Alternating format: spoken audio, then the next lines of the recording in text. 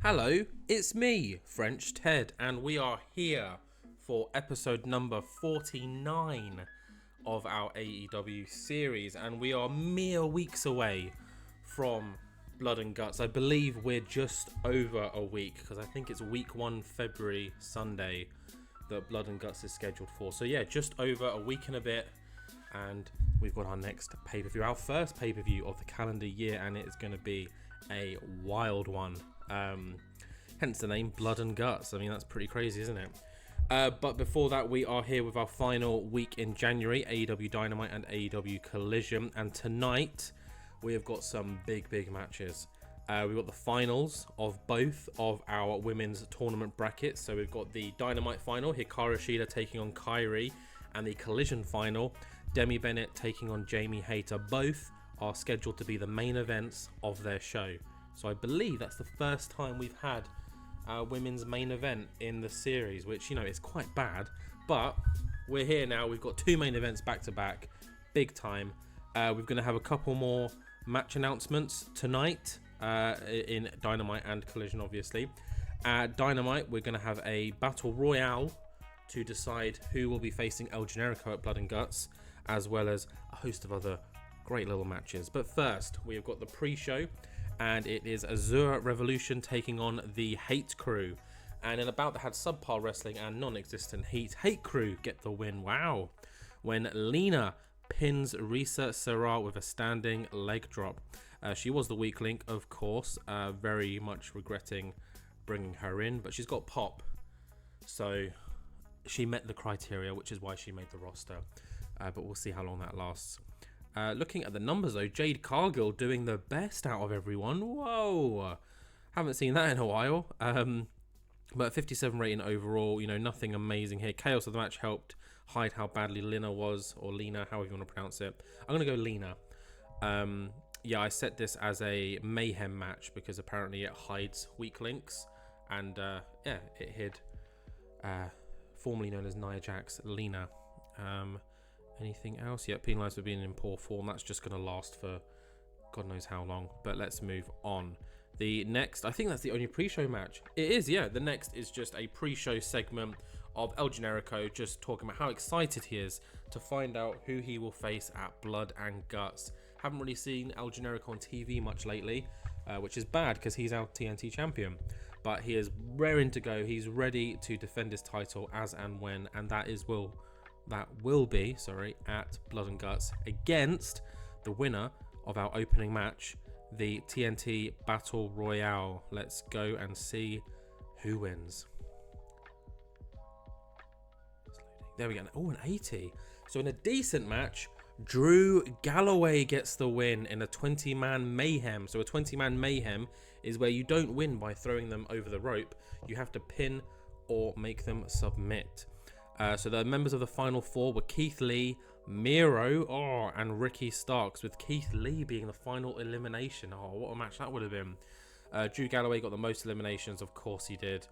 Yeah, got the show to a strong start. So the remaining members, just so we don't miss anyone out, we had Alex Coughlin, AR Fox, Blake Christian, Cash Wheeler, Cedric Alexander, Chris Jericho stepped off of commentary to jump into this one, Christian Cage, Chucky T, Drew Galloway, Ethan Page, Juice Robinson, Keith Lee, Lance Archer, Luchasaurus, Miro, Orange Cassidy, Ricky Starks, Samoa Joe, Swerve Strickland, and Trent Beretta. So yeah, good old Drew Galloway defeated all of them to get his TNT title opportunity, and that is now confirmed for AEW Blood and Guts. El Generico defending his title against Drew Galloway, and a great opening match. Let's move on to our next segment, where the Golden Lovers and Aussie Open come face to face in ring and decide to have a little bit of friendly competition, a one-on-one match. And no, it's not Kenny, and no, it's not Kyle. It's the other two, the two that I feel are a little bit more forgotten in their tag teams. It's Kota Ibushi taking on Mark Davis in singles action.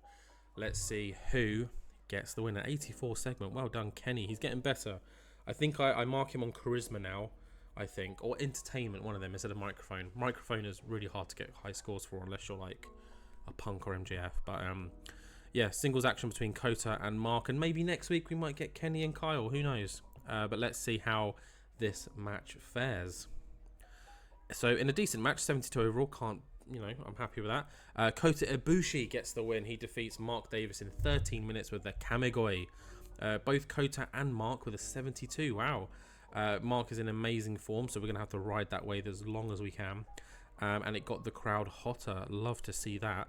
72 is not bad, given that when Kota came in, he was like 50s, 60s. He's slowly getting better. I can't tell whether he's better in singles or tag action, to be honest, but the numbers are going up, so, And also, Mark Davis and Kyle Fletcher are excellent as tag team partners, and they're also pretty good in singles action, so if we ever want to branch one out or push one, we tried it with Kyle a while ago. He had the match against Jay White, which was an awesome match.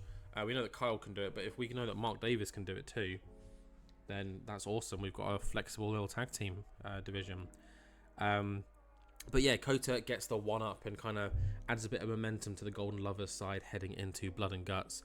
Following this, though, we have got a backstage segment with Nigel and AJ where they kind of just talk about the women's tournament so far, and AJ says that she's genuinely impressed and wowed by the talent that's on show, and then kind of has a little dig at Nigel McGinnis to say, where was all this talent when I was asking for it, weeks and weeks ago? And Nigel was like, well, you're about to get the best of the best at Blood and Guts, the best of Dynamite and the best of Collision at once. Surely that's talent enough for you, AJ, and I'm sure it will be one hell of a match. You're going to have to definitely bring your A game. And AJ Mendez kind of just scoffs and just says, I'm not nervous at all. Bring me Hikaru, Kyrie, Demi or Jamie, any of them, all of them, and I will beat them because I am Miss Best in the World. Kind of stealing from her husband, CM Punk. But yeah, 87, love that. Hinting at a heel turn. I was meant to have done that weeks ago, if I'm being honest. Let's just pretend she's heel, and the next time AJ appears on screen, I'll try and remember to make that switch. But 87 rated segment, awesome. I will take that. We head back to the ring now. This was a little backstage vignette, and we have got Adam Cole, baby, in the ring, and he is not letting go of this Daniel Garcia, Bryan Danielson thing, and he challenges both Garcia and Bryan. He says, seeing as though both of you love each other so much, why don't you team up and take on me and my boy Roddy Strong, because we are going to have the 2024 of our life, and we're going to start that off by defeating the World Light Heavyweight Champion and the apparent World Light Heavyweight Champion's bum boy. So yeah, let's do it. So Adam Cole with an 86, although I think Bryan Bryan and Cole were rated in this one. So Cole's getting better at segments. Can he get better in the ring though? So this tag match has been scheduled and I believe happens soon. I don't think it's just yet, but it will be happening tonight. Adam Cole and Roderick Strong, aka Undisputed, against Daniel Garcia and Bryan Danielson. A very interesting pairing, which, in reality would be so good, let's be honest. And yeah, this looks like it will be a fun match. Following this though, Matt calls out Nick Jackson to the ring. He says, I'm sick of the attacks. I'm sick of the vague responses. Come out here now. It's the least you deserve. It's the least I deserve. And out comes Nick Jackson. Boos aplenty. Everyone booing the life out of this boy. He comes waltzing down to the ring in a much darker demeanor. I'm going to have to update one of their pictures. I think I'll probably update Nick's. He comes down and he talks and he says, Nick, we've been through everything together. We've been through some of the hardest times of both of our lives. We've been champions. We've been losers. We've been, up, down, left, right, shake it all about, all of that. What? Why? Why are you doing this? Why are you breaking up the Bucks? Why are you breaking up the Elite? Why are you breaking up us? And Nick just says, do you really want to know? And Matt says, yeah, what have I done? And Nick says, it's not what you have done, it's what you haven't done, Matt. Over the last 6 to 8 months, you have been the same. You've been doing the same moves. You've been performing the same. You've been winning the same. You've been looking the same. Whereas I've been using new moves. I've been improving our matches. I've been getting better and better week in, week out. And that first sign of any of that was shown in the World Light Heavyweight Tournament when I beat you 1-2-3. And that made me realize, do I need to be in a team anymore? Do I need my brother Matt anymore? And then it continued. We started having matches, and I thought, you know what? I'll give my brother some more time in the ring. I'll see what he's about. So in those matches, you know, I was tagging you in more. I was letting you stay in the ring longer. And what happened, Matt? We lost. What happened the next week, Matt? We lost. What happened after that? We lost. And the one consistent trend along all of that was you losing. Not me, you. And it made me realize, if I want to improve, if I want to make the most of the years that I've got left in the ring at this level, I need to do it without you. The only way to make you listen and the only way to make you understand was to do what I did. And that was to leave you on your own in the ring. It was to attack you. And it was to let everyone know that the young bucks, we're not so young anymore. But we're not old, you know, obviously. But we're not so young anymore. And we're not a thing anymore. The bucks are dead. You're no longer a buck, Matt. I'm the only buck. The best buck. And Matt's obviously like, what the hell? And Nick just goes, there. That's why. And he just drops the mic. And as he drops the mic to turn, he super kicks Matt in the face. And Matt just drops to the ground, you know, fully sells it. And Nick just walks back up the ramp. And he's gone. So that is why Nick attacked Matt and why the Bucks are dead, according to Nick Jackson. I'm sure this isn't the end of their, you know, involvement with each other. And there might be a match announcement later on tonight. I'm just saying, you know. But 87, I mean, both of them did amazing work in the ring. This is exactly what I wanted from this segment. Chef's kisses. Well done to Matt. Well done to Nick. Building Nick up to be this nasty little heel, and so far so good. But we are staying in the ring because we've got a match, and it is the match that was mentioned earlier. Adam Cole and Roderick Strong, aka Undisputed, facing off against Daniel Garcia and Bryan Danielson. Let's see what goes down. In a bout that had good wrestling and a decent reaction from the crowd, Undisputed, aka Adam Cole and Roderick Strong, get the win, where Adam Cole pins Bryan Danielson with a quick roll up. Wow, not the cleanest of ways to win, but he surprised him with a quick roll up, you know, grabbing onto the tights. 1, 2, 3, and Adam Cole and Roderick Strong get the win, and they are over celebrating. They roll straight out of the ring and they're going boom, like, yeah, check us out. Whoa, like they've just beaten Daniel Garcia, who hasn't been pinned or submitted in a very long time, and Bryan Danielson, one of the most experienced and best wrestlers in the world. Unreal. No one saw that coming, did they? But one thing to check is Adam Cole got a 63 in this match. That means that he's yet to receive. Oh no, he got a 70, I think, last week. So that's 170. We've literally got week 1, February, Blood and Guts left. If the man does not get a 70 or higher on either of those shows, I'm sticking to it, he's going back down to Ring of Honor. This is his trial. This is him proving that 2024 is his year. So we'll have to wait and see what happens there. But on the flip side, though, Roderick Strong and Adam Cole just got the win against the World Light Heavyweight Champion and the apparent number 1 contender to the World Light Heavyweight Champion, according to Daniel Garcia. So what's going to happen here? Who knows? We're going to have to keep going and see. And I thought that's what said Daniel Garcia, a good pairing. Got excited then. Bloody Brie Garcia. Of course they're a good pairing. They're married. But that is a great match, which leads us into our main event of tonight. Hikaru Shida against Kyrie. Winner goes to Blood and Guts to face AJ Mendez and the winner of the AEW Collision tournament bracket. Who's your money on? Let me know. Let's find out. And in a decent 82 rated match, whoa, Hikaru Shida gets the win. She defeats Kyrie in 18 minutes with the Tamashii. Hikaru Shida is seeking the ultimate revenge. That is making it all the way to Blood and Guts to face AJ Mendez to reclaim her women's championship, and she does so in an awesome women's match, an 82 from Shida and Kyrie. Kyrie slightly underperforming with a 67, but Hikaru Shida with a 76 got the crowd buzzing. I did mark this as a steal the show because, you know what, I thought they'd steal the show, and steal the show they did. Best performance of the night, awesome. And that is how we end AEW Dynamite, with an amazing win from Hikaru Shida, booking her place at AEW Blood and Guts. The other finalist, the other member of that three-way match will be either Demi Bennett or Jamie Hayter on Collision, which we will see the winner of in this episode. But let's just live in the moment for a second. An 82, I believe that is our highest rated women's match.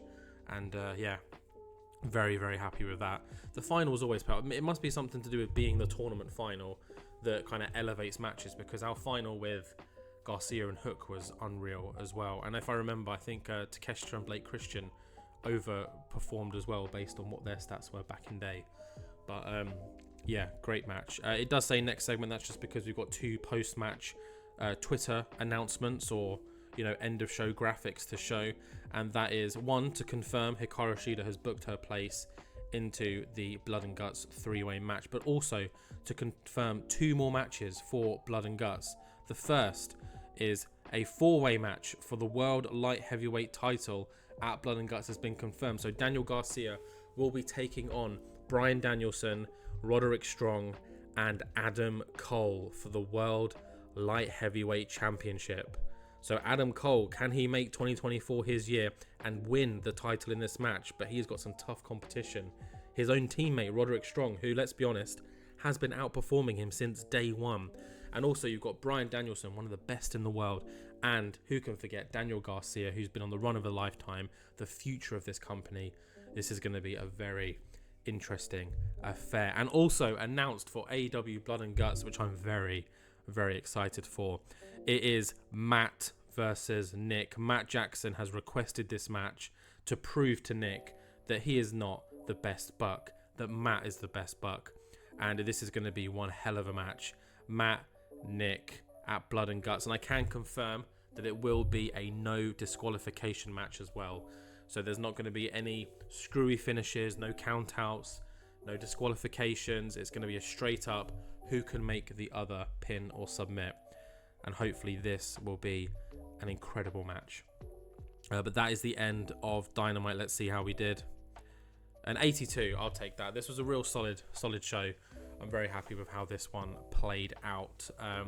Yeah, so Drew against El Generico for the TNT title is happening.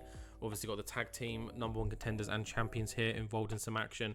AJ says she's not nervous at all, but in all honesty, after this match, I'd be sweating a little bit because Hikaru Shida's there, and either Demi Bennett, who's been on a storm lately, or Jamie Hayter, a former world champion, are going to be in the ring as well.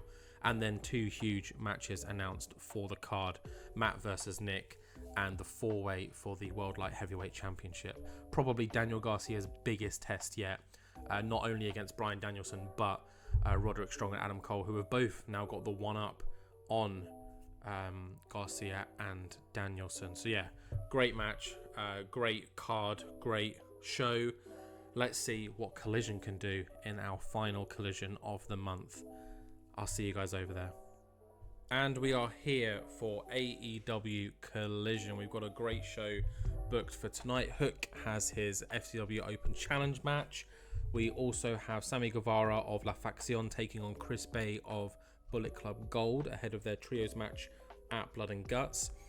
Demi Bennett and Jamie Hayter in the Women's World Tournament Final. One of those women will be joining Shida and AJ Mendez at Blood and Guts. And then finally, our opener for tonight, which hopefully will be a good one, is Jay White defending his AEW International title against the man you can see right here, Pentagon Jr., who here says that he vows to destroy, or destroy, because Ted can't type, Jay White.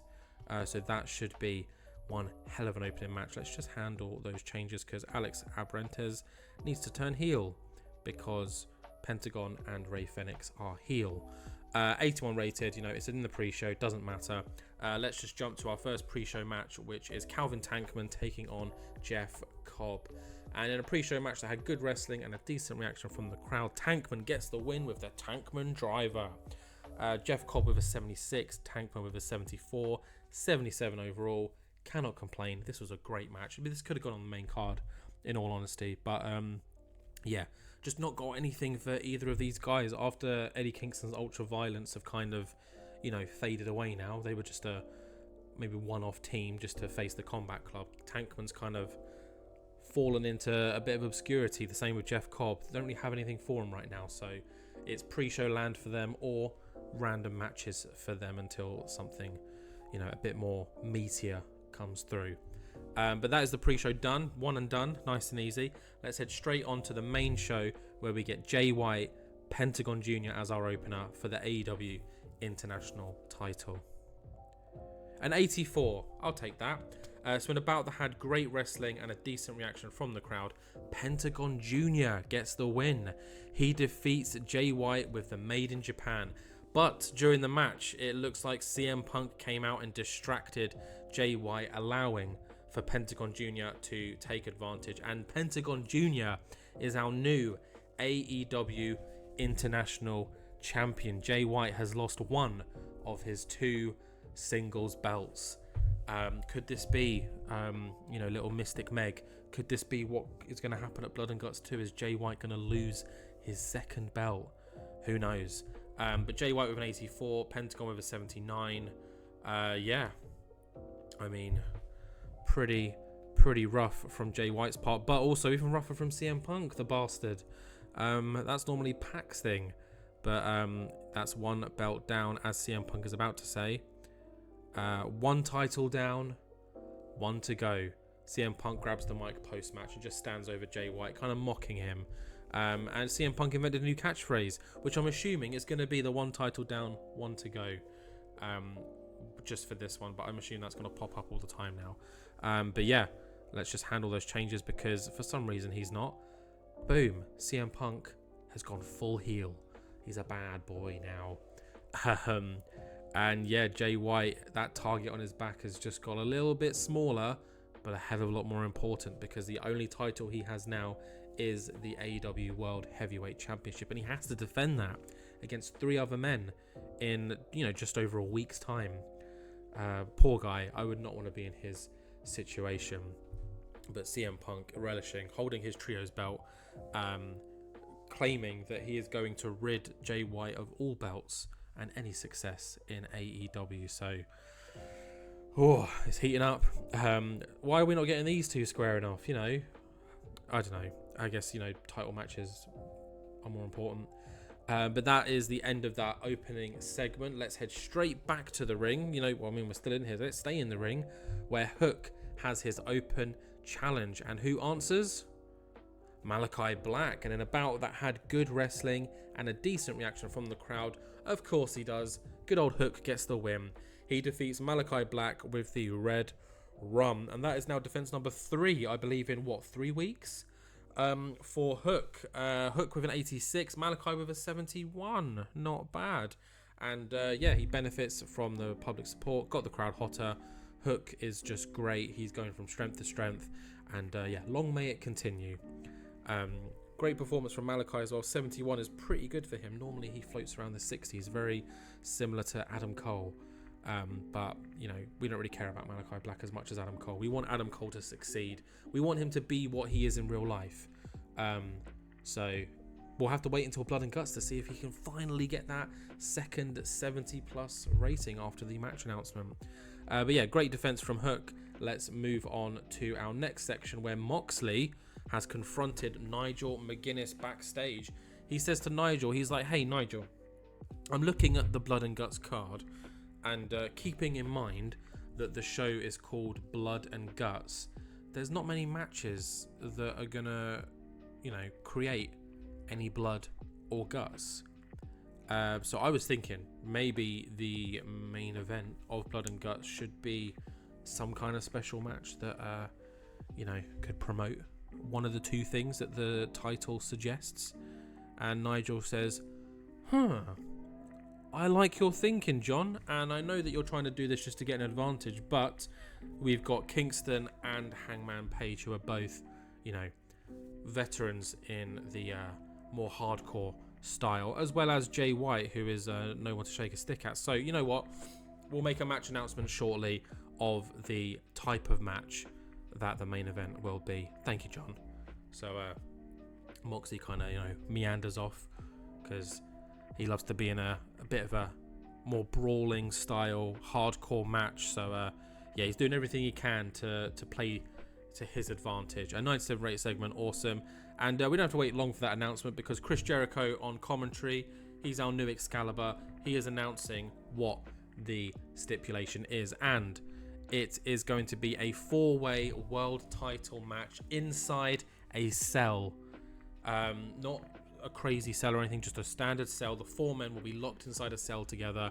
No DQ, no rules except pinfall and submission. Very, very exciting. So once again, just to recap, that will be Jay White defending his World Heavyweight Championship against Jon Moxley, Hangman Page, and Eddie Kingston.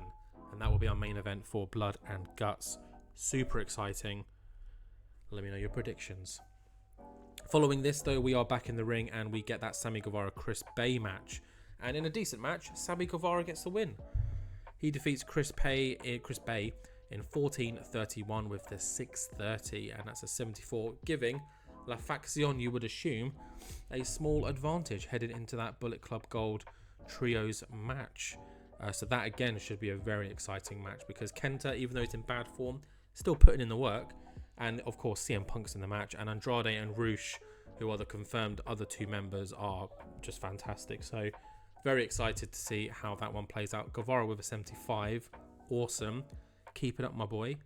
We're heading backstage now where Renee has hold of Adam Page and just says, Adam, a cell match now. A couple of weeks ago, you would assume that you would have got your rematch. You lost your rematch, which made it a one-on-one between Jon Moxley, and now you've managed to get your rematch back, but it includes Kingston and Moxley, and now it's a cell match. How do you feel? And Hangman Page just says, it's been a crazy couple of weeks, hasn't it? Lots of different things going on. You can't neglect CM Punk's involvement, but although now that we're locked in a cell, thankfully there will be no outside distractions. But yeah, solely focused on getting my title back, and just going to have to be wary of, obviously, Jon Moxley's threat, because you share a bed with him, Renee, and Eddie Kingston's a madman, as is Jay White, who's been incredibly impressive since joining AEW. So it's going to be a big match, and looking forward to it. Simple as. And Renee goes, okay, thank you, Hangman. We'll speak soon. And Hangman is now heading out to the ring because he has a tag team match with Bandido against Lee Moriarty and Big Bill. A 91. Whoa. Hello. Who saw this coming? Big Bill seemed off his game as well. So in a bout that had good wrestling and a decent reaction from the crowd, Hangman and Bandido defeat Lee Moriarty and Big Bill when Hangman Page pins Lee Moriarty with the buckshot lariat. I mean, how has this got a 91? We've got Big Bill and Lee Moriarty in this. Big Bill just like two-stepping on everyone, but maybe that's what got the boost in ratings. Either way, I'll take it. A 91 random tag team match that I threw in for no reason at all other than to just fill time, and it's got me a 91. But that is some great momentum for Hangman going into Blood and Guts. I mean, obviously there's one more week of wrestling before then, but still, a 91 rated match, that's got to, give you a little kick up the arse. And unfortunately, the women's final has to follow this 91 rated match. We've got Demi Bennett facing off against Jamie Hayter in the women's tournament final. The winner, as mentioned before, will face will face Shida and AJ Mendez in the AEW Women's World Championship match at Blood and Guts. Let's see who wins. Now, 73. Okay, not bad, but still, it's above 70. That's what we're aiming for the women's division. And this one, succeeds. So in a bout that had good wrestling and a decent reaction from the crowd, Demi Bennett gets the win. She defeats Jamie Hayter in 15 minutes with the Riptide. And that means that Demi Bennett wins the Collision Women's Tournament and heads straight to Blood and Guts to face Hikaru Shida and AJ Mendez. I mean, what a match that's going to be. Shida, Bennett, Mendez. It's going to be incredible. Bad luck for Jamie Hayter. I was pulling for you to win, but, fell short at the last minute. Got the crowd buzzing, though, this match. And Bennett is celebrating in the ring. Hayter's on the outside, licking her wounds. When Britt Baker comes running down to attack Demi Bennett and ruin the celebration. When Jamie Hayter springs up out of nowhere, clotheslines Britt Baker down and just stops the attack immediately. One of the biggest lariats you've ever seen. And Baker's just head smacks on the floor and she is stunned. She's like, what the hell just happened? And Jamie Hayter kind of just leaves Demi Bennett to celebrate in the ring and takes care of Baker. 82 rated segment, awesome. I think Britt Baker kind of forgot that she's got an enemy in both Demi and Jamie here. So, yeah, not very tactically. Is